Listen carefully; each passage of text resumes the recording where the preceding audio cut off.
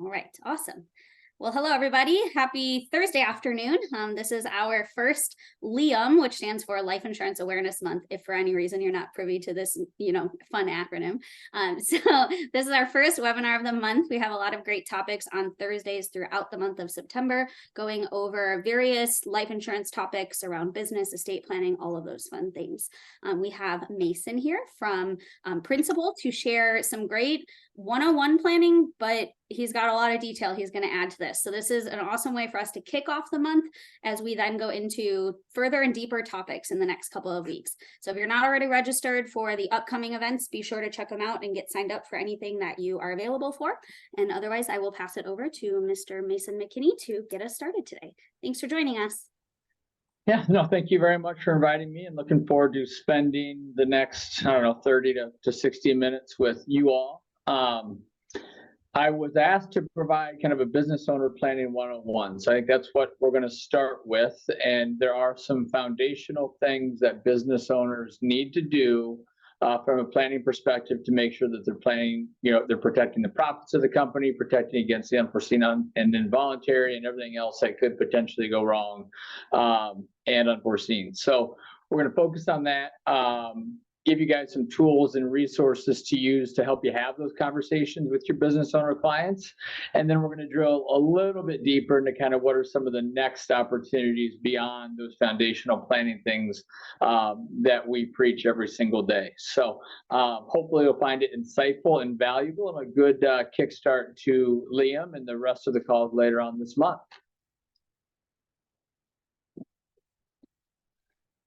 So at Principal, we have really positioned ourselves as a leader in the business marketplace, where our sole purpose in the insurance world is to focus on business owners, their key employee members, and personal planning for themselves and their family members. So everything that we do encompasses the business owner and their business. That's ranging from buy, sell, and key person strategies to executive benefits, group benefits, carve-out benefits, and then estate planning and personal planning for those business owners and key employees and their family members. So if it touches and revolves and includes the business owner, key employees, or their family members, we do it, and we do it really, really well. And as I'll tell you at the end, we have a great team of people besides myself that can help support you as you have these conversations with your business owner clients. So why the business market? Well, one, at Principal, really that's what we do. We are really the number 2 provider of qualified plan services in the country. We're the number 1 provider of non-qualified deferred compensation plans in the country. We're a top 3 group benefits provider and a leader in the business market, as well as the IDI and the ESOP space. So everything that we do, we're a market leader because we know that there are so many opportunities in the business market. As of a few years ago, we're looking at 32 million small businesses in the U.S., and that's 1 to 100 employees, in general. But that's obviously not where we stop. And we support those 32 million businesses, or the businesses that provide opportunities to us, with 30 different business solutions concepts that are tailored and customized to the needs of that business owner, that business, and their needs. We have 20 years of experience in the market, and we know that historically, before this additional focus, really over half of our business was in this market anyway. So we have really doubled down on that to provide you with the tools, resources, and horsepower to help you guys be experts in that market as well. The other reason that we do this is the average business case size is multiples higher than the average life insurance sale. So according to LIMRA, the average life insurance premium or average life insurance case is right around $2,000, depending on the year. We have found that when you work in the business market, when you get access to the corporate checkbook, that those premiums, those cases, and the revenue to you and to your firm grossly outweigh those of industry averages. So you can see here from buy sell down to different executive benefits and deferred compensation sales, we're doing multiples of that. Where average premium per plan is anywhere from $10,000 to $60,000. which again should provide additional revenue and additional planning and sales opportunities to you and your agency. So really great opportunity to help your business owner clients, but also extremely profitable as the average case size is larger. And generally speaking, people write checks out of the corporate checkbook a lot easier than the personal checkbook. So some really nice opportunities in this market should you choose to focus on it. The other thing that we do at Principal that is pretty unique, and now very unique to the industry, is we are the TPA, we are the administrator on every single business owned, sponsors, or connected case that we write. And when we do that, when we provide those administrative services, we get a really good look at where the best opportunities are. And so we provided you a snapshot really from an industry perspective, employer size, years in business, and revenue, size and entity types, to really tell you where your best opportunities are in your existing book of business. So we see a lot of opportunities in professional, scientific, and technical services. So what does that mean? Doctor practices, attorneys, engineering firms, CPAs. So where they're providing the service and there are a lot of people making a lot of money. In addition to that, construction and manufacturing, some really good opportunities, especially lately. Last few years, obviously, have been a boom in that space. Starting to experience a slowdown. We'll see what that all looks like. But when you have a few people making a lot of money, and you have a rank and file or blue collar component where you have a lot of people that are doing well, but are not highly compensated, you have opportunities for carve out plans, guaranteed issue term, IDI carve out, not qualified deferred compensation, and you have owners who need to do the foundational planning, who have done really well in their careers and provide some really great opportunities. So a lot of people making a lot of money, and really that kind of upper tier making a lot with that blue collar rank and file down below. From an employer size, from the plans that we administer, almost 2/3 or 3/4 are really between that 1 and 99 or 1 to 100 employees. So that is that traditional SMB space, as we like to call it. We do obviously invite and love to work with businesses that are larger. 16% of our business is comprised of businesses that have more than 100 employees. But we found the sweet spot, and where frankly these business owners are not getting the attention they need, is in that 1 to 100 employee space. Seasoned businesses. So we want businesses and we want clients that are working both in their business as well as on their business. So you'll see that a majority of our business owner clients and plans are 10 plus years in business, where they have liquidity and the financing available to fund a lot of this stuff. But they also have the time and energy to kind of step outside the building phase of the business and really look down and say, all right, what do we need to do to plan appropriately, protect our key employees, incentivize them to come into work every day feeling like owners without giving them ownership, and all those other things to continue to be successful in the long term. Revenue. A lot of the things that we're going to talk about today require revenue of about $1 million and up. So that's really our bottom threshold. We can go down to $500,000, but our sweet spot really is in that 1 to 3 million space, with obviously working above that. Very much invited, love to work with those larger businesses. But again, based on the complementary services that we offer, that $1 to $3 million in revenue is a great spot to provide great solutions that aren't actively promoted, that will allow you to set yourselves apart with your business owner clients. Entity types, C Corps, S Corps, kind of the traditional tax structure for these businesses.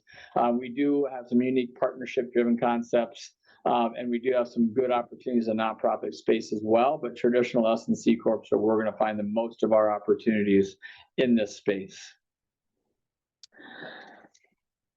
So now that we've kind of defined the clients, kind of defined what we're looking at and outlined the opportunity, I want to spend a little bit of time talking about the tools and resources to help you have the conversations, to approach these business owners with potential holes that they may have in their planning, and then again, some things like the business valuation to quantify those holes, and the buy-sell review to identify any missing segments of their foundational planning. So this is really the 101 from a business planning perspective.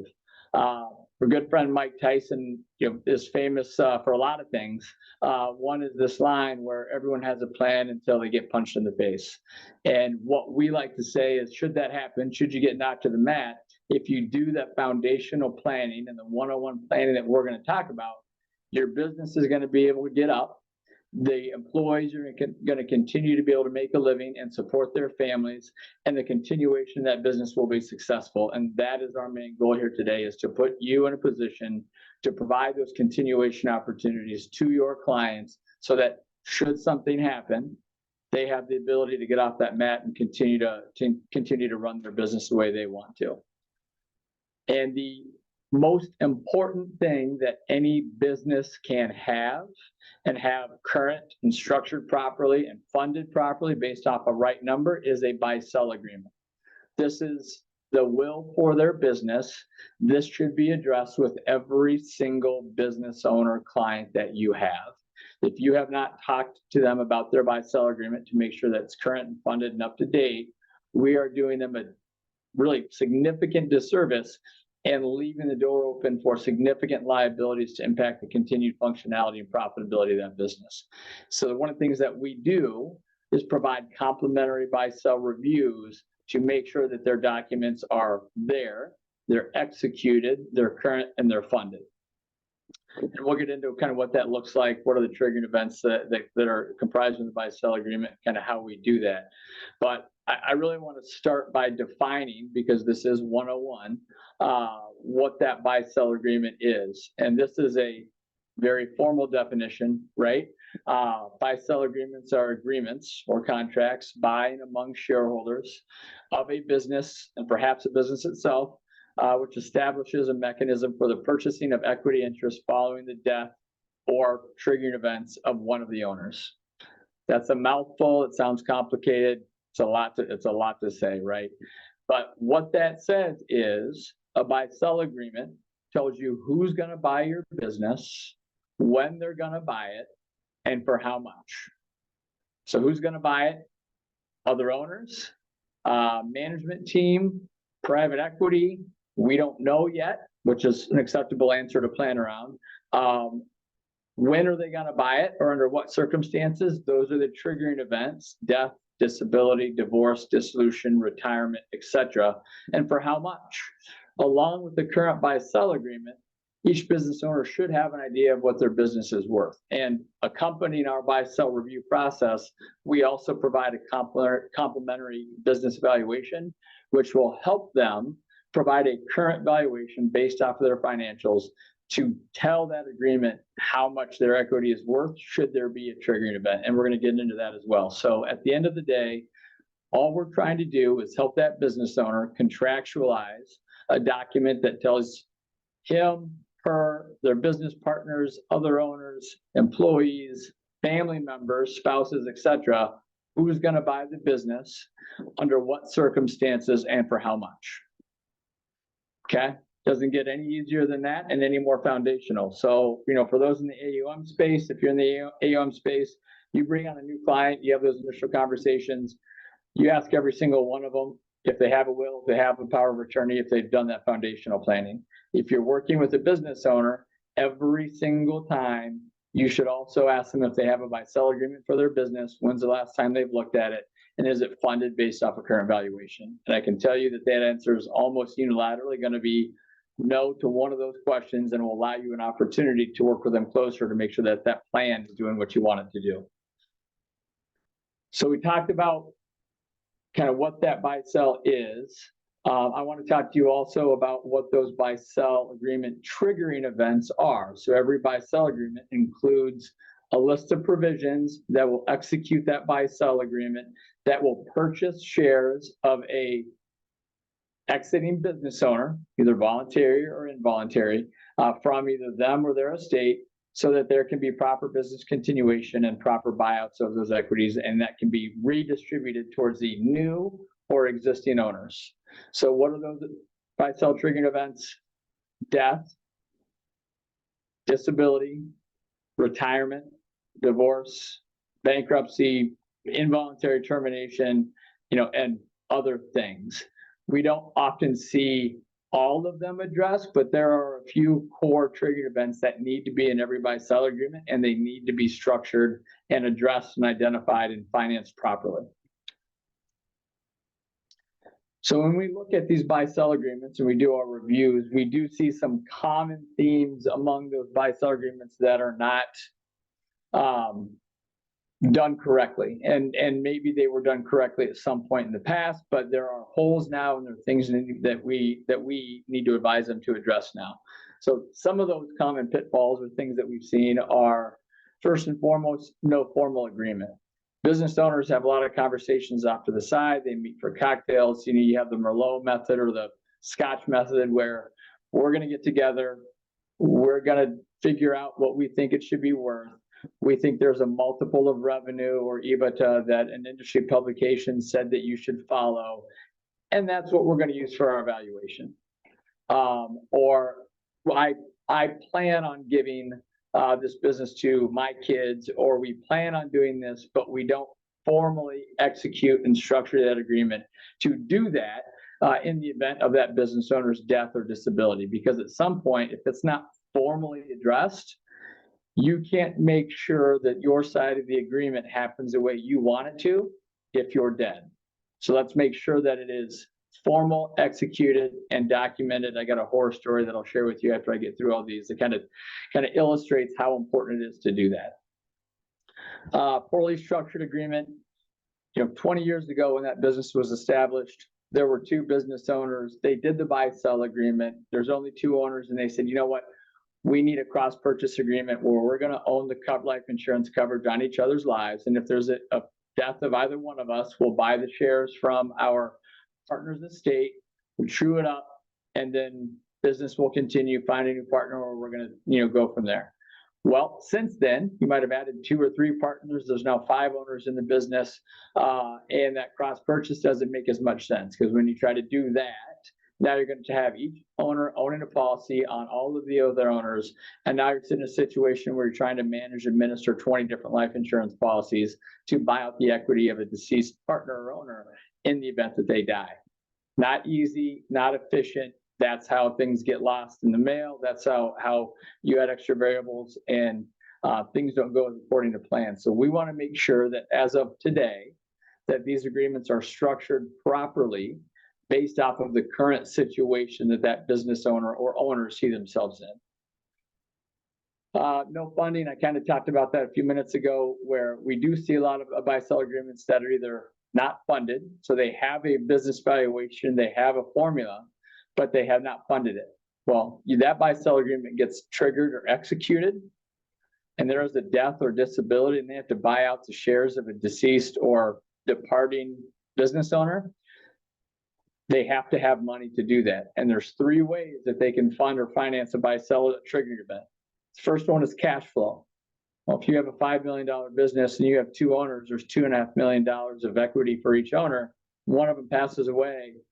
They don't have $2.5 million they can afford to distribute out there in cash to that deceased owner's estate, right? That will effectively bury that business as you've lost that key employee and that owner. The second is debt. So for the same reasons, you're not going to have the ability or desire to take on a bunch of debt or a note to be able to facilitate that buyout of that deceased owner's estate. The third option is leveraging current dollars today for a lot more dollars later or when you need it, which is life insurance and disability insurance. So we always recommend that buy-sell agreements are funded from a death triggering event and a disability triggering event with life insurance and disability insurance, as that will give them the dollars when they need it to buy out the equity of a deceased or disabled partner and to be able to continue that business functioning as normal as it could be without being stressed and stretched too thin. Lastly is old agreements. That kind of goes with the properly structured agreement where sometimes nothing's wrong with them. They're just old. They're not based off of a current formula. Or they don't address, all the owners or things like that. So we want to make sure that it's current and that they're able to take it into their attorneys and say, hey, let's true this thing up.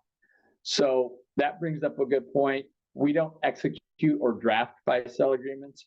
We provide objective consultation via our attorneys in terms of what are best practices. So it allows you to work with your client's attorneys to say, hey, we need to true this up, make sure it's done properly, and it will save your client's money as well, as they know what they need to do. It will minimize billable hours and it will get them where they need to be without having to go through the entire process. You ask any attorney that specializes or does a lot of buy-sell agreements, they will tell you that these need to be reviewed often, every couple of years or so. But they also acknowledge that most of their clients are not going to proactively come and ask them and pay them these billable hours to have them review a document that they drafted previously. So this gives the business owner comfort and kind of that sense of urgency to go through with these types of executions and redrafts of these documents, and do so in a very cost-efficient way. So I have a few different examples of kind of where some of these have gone wrong. One, saw the ill effects of it. One, kind of where we're able to help. The first, as I talked about with that no formal agreement, we were made aware of a situation where we had two business owners who were partners, who started a business together, who were college buddies, whose spouses and families vacationed together, and they were great friends inside of work and outside of work. They drafted a buy-sell agreement. They went through the process and they funded it via $2 million life insurance policies that they owned on each other's lives. As that business was $4 million, and so they were able to cover the equity of the partner should they prematurely die. Unfortunately, a few years later, one of them did pass away. The spouses were a party to that contract, and we can kind of get into that as well a little bit.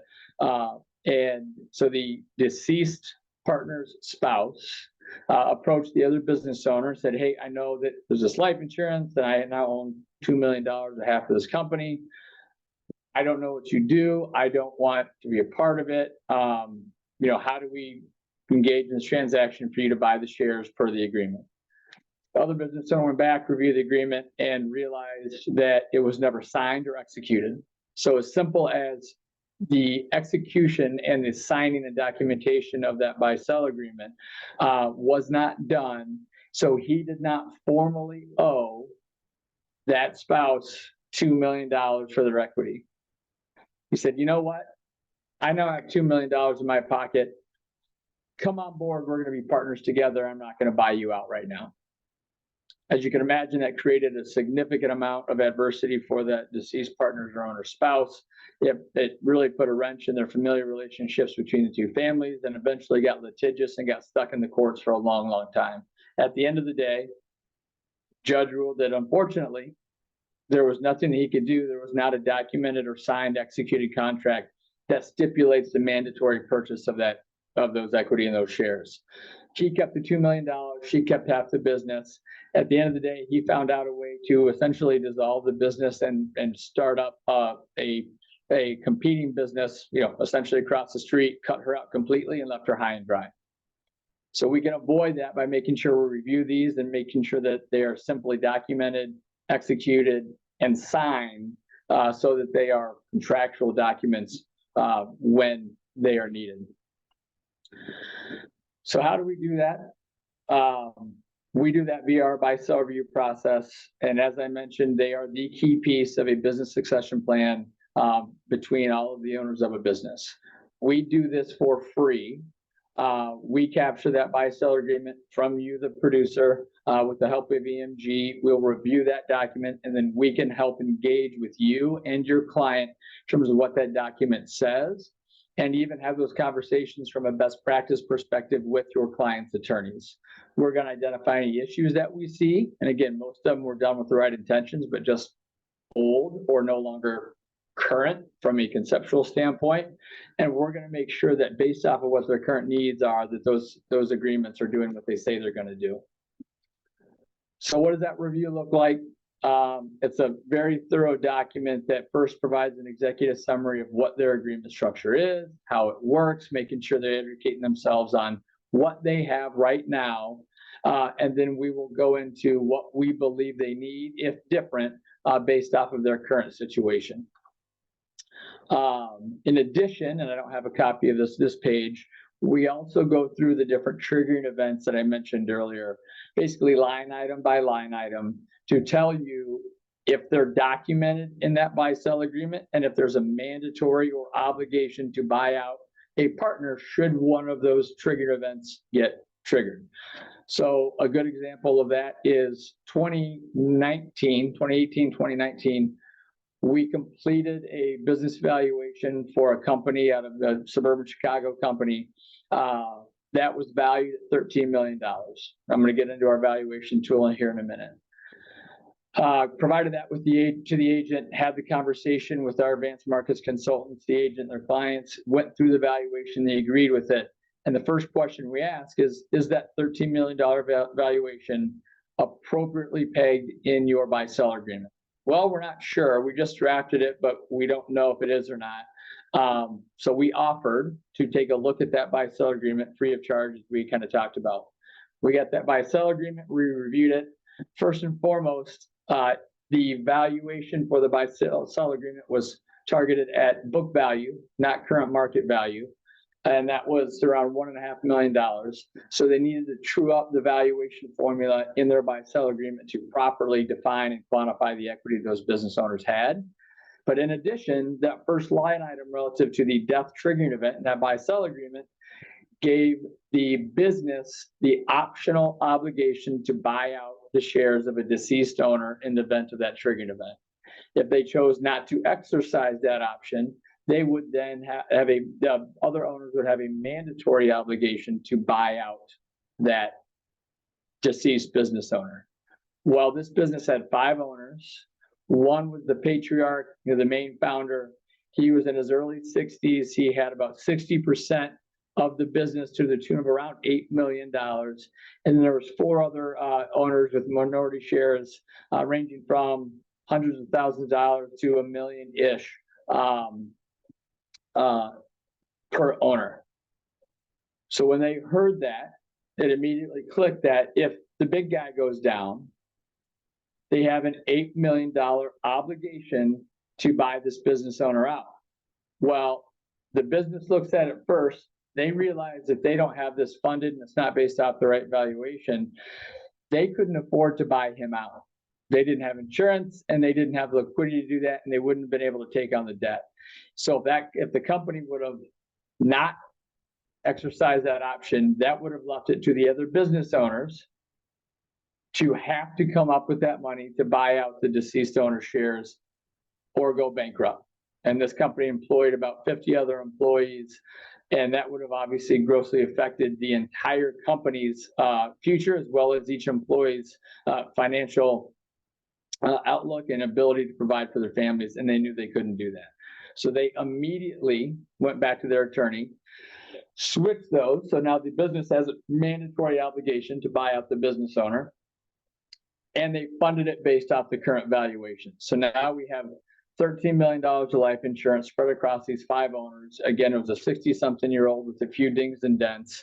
All in all, it was about $110,000 of term life insurance premium just to fund the buy-sell agreement that we identified having a small, tiny issue of not having a mandatory obligation about that business owner.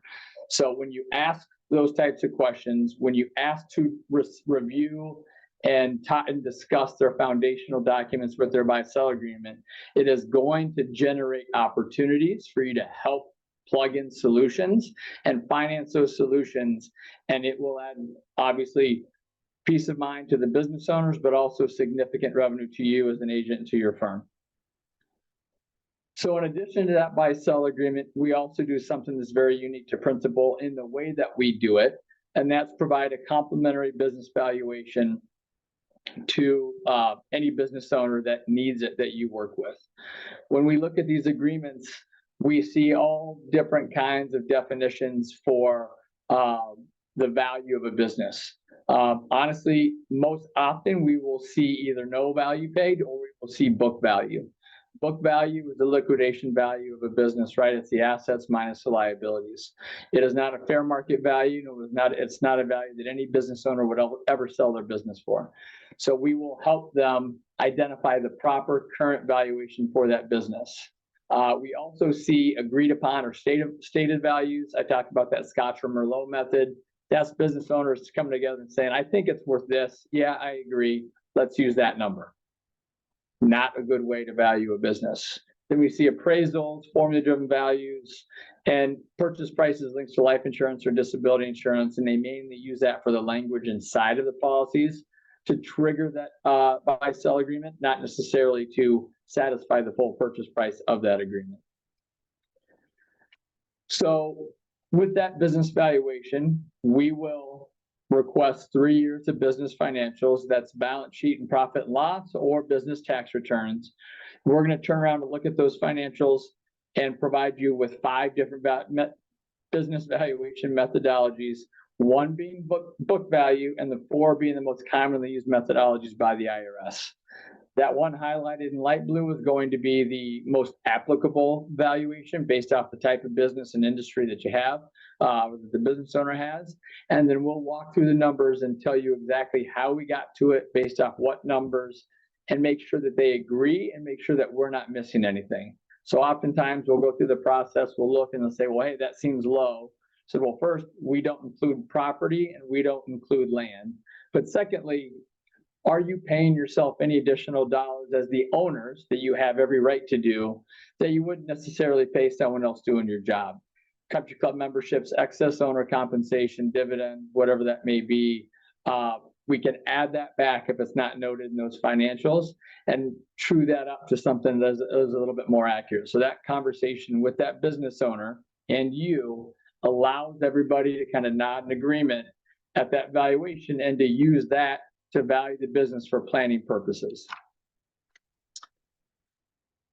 So again, as I mentioned, this is a great way to engage in conversations with your business owner clients as well as their tax and legal advisors.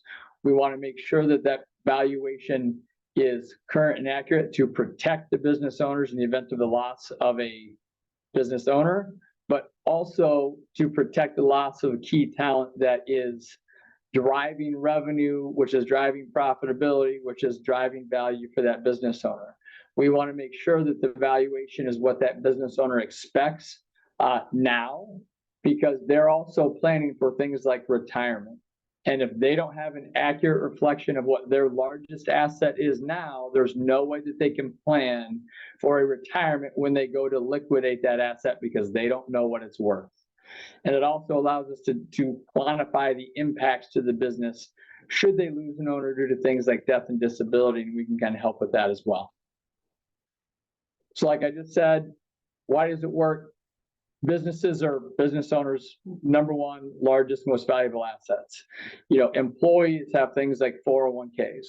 They have properties, they have other things that they can look at and quantify on a daily basis to track kind of what their net worth and what their valuation is. A business owner cannot open up their webpage and look at the value of your business on a daily basis, but they have to have a good idea of what their business is worth and confirm knowledge of that to be able to set appropriate planning expectations. It helps ensure that that buy-sell agreement is current and funded based off of a agreed upon fair market valuation so that everybody gets what they want in the event of an involuntary departure. And then it kickstarts that planning process. You know, we've been doing this since 2009 from a valuation and buy-sell review perspective. Too many times prior to that, and I was with the company prior to that, we would have these planning conversations with advisors and their clients and say, hey, before we can help you, we need to know what your business is worth and we need to know what your buy-sell agreement says. When's the last time you had a valuation? Never. Why not? Well, because traditionally valuations are very expensive. A certified appraisal can be anywhere from a couple grand all the way up to 50 grand, depending on the type of business, type of industry, and what they're looking to accomplish. We are now able to provide them with a complimentary valuation of their business and a complimentary review of their buy-sell agreements to avoid that hurdle and to passively gather that information and to be able to help them understand where the holes in their planning processes are. And it's extremely passive in the sense that all that you are doing is asking for a copy of their buy-sell agreement to make sure it's current, updated, funded, and a copy of the last 3 years of business financials to help them quantify what their business is worth and to plan appropriately. And then at the end of the day, besides funding that buy sell, it's going to open up other conversations for you, both from an insurance planning, but also from whatever your core business may be if it is not insurance planning. That could be taking a look at the 401k. That could be looking at their group benefits. That could be reviewing their P&C coverage to make sure everything's covered properly and funded appropriately. Whatever the next steps are and their priorities are, it now allows you to help prioritize with them and address those additional planning needs. So how do we get started? This is our RFP. This is an old slide, and I say that because we have moved to a digital process. I will send a follow-up email with a few different attachments, as well as a link to our digital RFP process to our friends over EMG to pass out. But this is how you get started. There's essentially 10 questions that we ask. Then we upload the buy-sell agreement if they want the review, or we upload the financials if we just want the valuation, or both if we're doing them in tandem. We review and value. We turn the valuation around in about a week. That buy-sell agreement is in about 2 weeks, plus or minus. It's shortened from that 20-day business or 20 business day turnaround that you see below. And then we will then invite you to a conversation to go over everything that we've seen and found and make sure that you're comfortable presenting that to your client, and then offer to present it with you should you want. So who does this not work for? I mentioned earlier, we don't value land, we don't value real estate, we don't have local appraisals or the appraisers or the bandwidth to be able to do that. So we don't value farms, ranches, we don't value real estate holding companies where it's comprised entirely of land or property. Not-for-profit organizations and non-profitable organizations or businesses as well. So got to be a for-profit company, and you got to make money to have value. Publicly traded companies have a stock price. Sole props are unable to value. Financial services firms, just because the revenue streams are too closely tied to the agents advisors that are retaining those assets, where our valuation methodologies don't really do that justice. And then, as I mentioned, we need 3 years of business financials. So we have to have seasoned businesses who have been around for at least 3 years. We can't value startups or businesses that are younger than 3 years. So really, other than that, if they make something, build something, or provide a service, we can help them from a valuation and a buy-sell perspective and help them do that foundational, fundamental planning that every business owner should be doing as they work to plan on and around their business. So we've done the valuation, we've done the buy-sell review, we've trued up all the financing for that, we've written the buy-sell coverage, everybody's happy. Well, the next question is, you have a very valuable business, you've done a great job, obviously you are key to that business as the owner, but who's helped you along the way? So each year we do a business owner insight survey where we ask business owners kind of what keeps them up at night, what do they think about from a planning perspective, and then to prioritize those planning needs that they identify. And one of the things that we see year in, year out, and 2022 was no exception, a little bit surprising, because if you remember last year, we were kind of up in the air. Are we going to hit a big recession? Are we not? Interest rates were skyrocketing. There was a lot of unknowns going around. But even throughout all of that, on the tail end of the Great Resignation, and kind of, that discretionary money kind of going back to the core, business owners are still telling us that retaining and protecting against the loss of key talent and key people to their organization is one of the most important things that they can do. Over 55% of these business owners told them that key employee protection and retention was top of mind for them. So your business owner has a $5 million business. Congratulations. You've done a great job over your career building this thing. But now let's talk about who's helped get you there. And so from a key person perspective, we want to identify those difference makers, those top contributors, and as I say all the time, kind of those asymmetrical contributors who are driving those asymmetrical results and who need to be protected and retained accordingly. So who are those individuals and employees who have the largest impact on operations and workflow?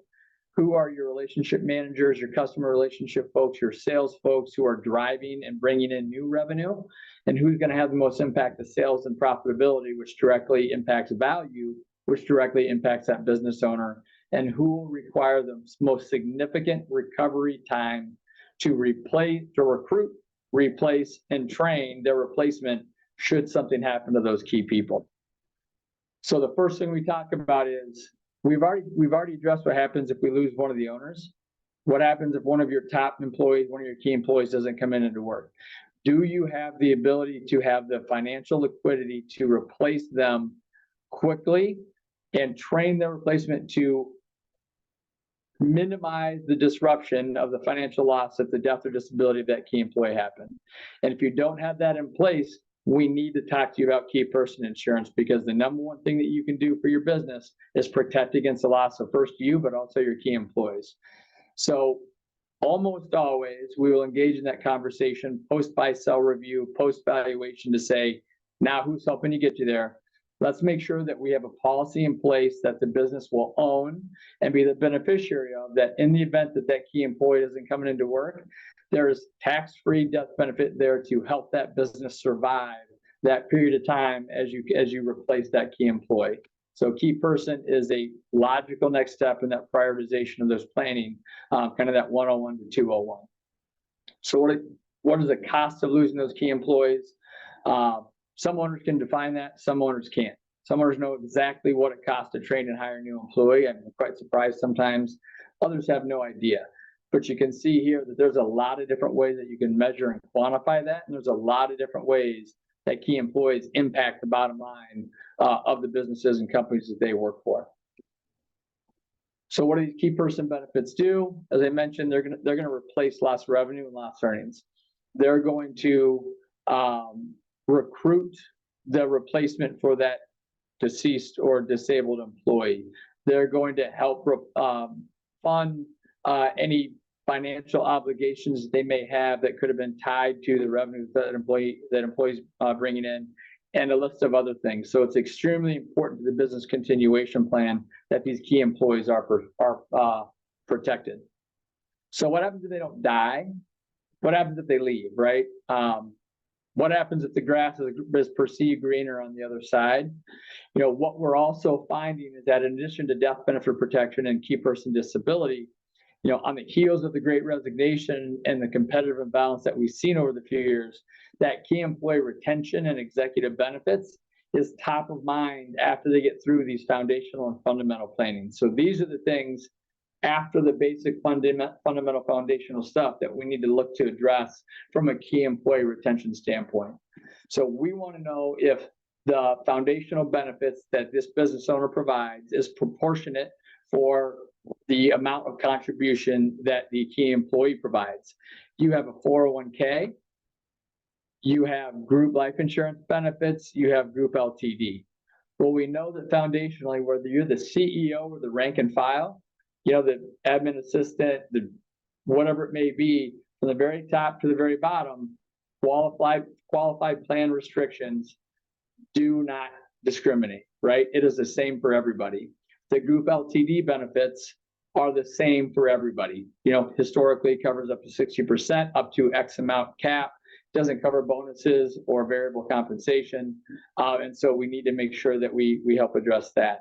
And then from a group life insurance risk, most of the time we're seeing group life insurance benefits being capped at $50,000, which is the Title I rate. So anything above that is taxable to everybody that receives those benefits, and they don't want to provide the rank and file with those additional tax obligations or tax implications. So these three risks are gaps in the planning that we are not doing for our key employees.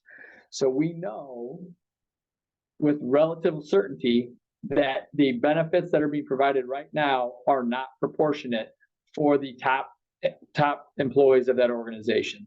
We know because of this business owner insight survey that the number one concern that we're hearing is protecting against the loss of key talent. Death benefit protection, but also now retention to make sure that they don't go somewhere else and help the competition. So we are helping design these restoration plans and equalization plans to ensure that the underlying benefits for the top to the bottom are valued and appropriate for each employee based off of their contributions to the company.